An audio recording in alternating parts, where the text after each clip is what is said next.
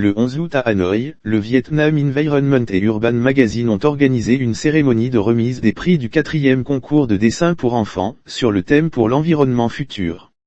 5 mois après son lancement, le concours a reçu près de 100 000 œuvres, soit 2,5 fois plus que lors de l'édition précédente en 2021. Les auteurs, âgés de 6 à 15 ans, venaient de tout le pays. Au total, 90 enfants ont été récompensés, avec un premier prix, 3 deuxièmes prix, 5 troisièmes prix et 81 prix d'encouragement. L'œuvre de Nguyen Xuan Kinan, âgée de 9 ans, de Hanoï, a remporté le premier prix.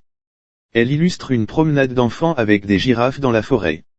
Pour Kinan, l'harmonie entre les êtres humains et les animaux est un moyen d'exprimer son amour pour l'environnement, son désir de le protéger ainsi que la Terre tout entière. J'aime vraiment la nature, alors j'ai dessiné cette peinture.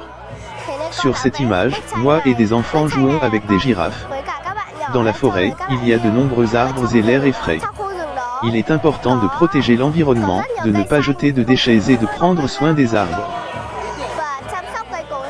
Pour cette 4e édition, le concours de dessin pour enfants pour l'environnement futur a continué de transmettre des messages importants. Ces messages, vus à travers le regard des enfants, sont transmis avec innocence et pureté, créant ainsi de nombreux espoirs et vues pour l'avenir. Des dizaines de milliers de peintures ont été envoyées de tout le pays. Globalement, leur qualité s'améliore de plus en plus et les réflexions des enfants sur la protection de l'environnement et du climat ont été encouragées.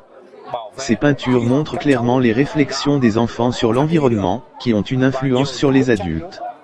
C'est un message pour tous les adultes du monde entier.